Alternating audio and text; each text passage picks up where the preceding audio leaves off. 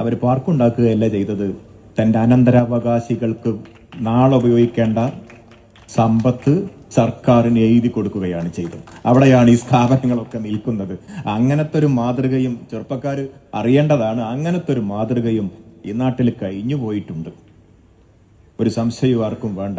ആശുപത്രി ഉണ്ടാക്കി, സർക്കാർ സ്ഥാപനങ്ങൾ ഉണ്ടാക്കി. ഇതൊക്കെ കണ്ണായ സ്ഥലത്താണ്. കണ്ണായ സ്ഥലത്ത് കുന്നുംപുറത്ത് പോയിട്ടുണ്ടോ? അവിടുത്തെ ആശുപത്രി കണ്ടിട്ടുണ്ടോ? ഏക്കർ കണക്കിന് ഭൂമി നിൽക്കുന്ന ആശുപത്രി ഒരാള് വെറുതെ കൊടുത്തതാണ്. നല്ല പാർക്കിനും ഗ്രൗണ്ടിനും പറ്റിയ സ്ഥലമാണ് ഞാൻ നോക്കിയപ്പോ. പക്ഷെ ആശുപത്രിയാണ്. അതുകൊണ്ട് നമുക്ക് ഈ തെരഞ്ഞെടുപ്പിൽ രാഷ്ട്രീയം പറയാം, നയം പറയാം, ആദർശം പറയാം, നിലപാട് പറയാം. വേങ്ങര പ്രബുദ്ധമായൊരു നാടാണ്, പ്രബുദ്ധമായൊരു സ്ഥലമാണ്. ആ പ്രബുദ്ധതക്ക് കോട്ടം തട്ടാൻ പാടില്ല. ഈ ഞാൻ പറയുന്നത് യൂട്യൂബിലൊക്കെ റീച്ചുള്ള കുട്ടികളൊക്കെ പിടിക്കുകയാണ്. എന്നിട്ടിപ്പം ഇവർ പറഞ്ഞു കൊടുക്കുന്നത് പറയിപ്പിക്കുകയാണ്.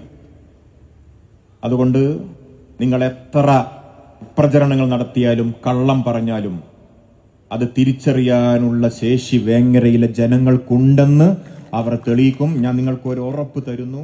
ഷാജി സാഹിബായിട്ട് ഞങ്ങളൊക്കെ നിരന്തരം സംസാരിക്കാറുണ്ട്. പുതിയ വേങ്ങര അവിടെ കാണാം. പിന്നെ ഞങ്ങൾക്ക് ചിലതൊക്കെ അറിയാൻ താല്പര്യമുണ്ട്. ഈ സ്ഥാനാർത്ഥിയുടെ കൂടെ ഇടതുപക്ഷവും അവരുടെ ഘടകകക്ഷികളുമല്ലാത്ത വേറെ ആരെങ്കിലും ഉണ്ടോ എന്ന് CPM വ്യക്തമാക്കണം. CPMന് അത് പറയാൻ മടിയാണെങ്കിൽ അല്പാസ്വല്പം ഉസുരും പുളിയൊക്കെ ഉണ്ടെന്ന് ഞങ്ങൾ വിശ്വസിക്കുന്ന CPI എങ്കിലും അത് പറയണം.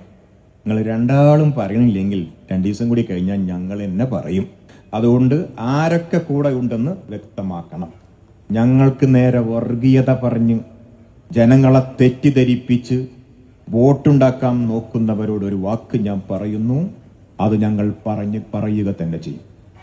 അതുകൊണ്ട് കേരളം അത് കേൾക്കാൻ കാത്തിരിക്കുന്നുണ്ട്. അത്രമാത്രമേ ഞാനിപ്പോൾ പറയുന്നുള്ളൂ. എല്ലാവർക്കും ഈ കൺവെൻഷൻ നിങ്ങൾ കണ്ടതാണ്. ഞാൻ അവിടെ ഇരുന്നപ്പോൾ എൻ്റെ അടുത്ത് ഇരുന്നിരുന്ന ആലിപ്പു സാഹിബിനോട് പറഞ്ഞു, വേങ്ങരയിലെ പ്രമാണിമാർ നിറഞ്ഞിരുന്ന സദസ്സാണിത്, അവരെണീറ്റ് പോയ സദസ്സാണിത്.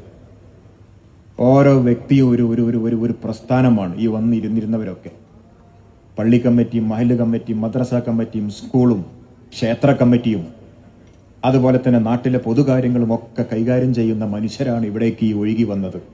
അവർക്ക് ഈ നാടിൻ്റെ ആഗ്രഹം എന്തെന്നറിയാം.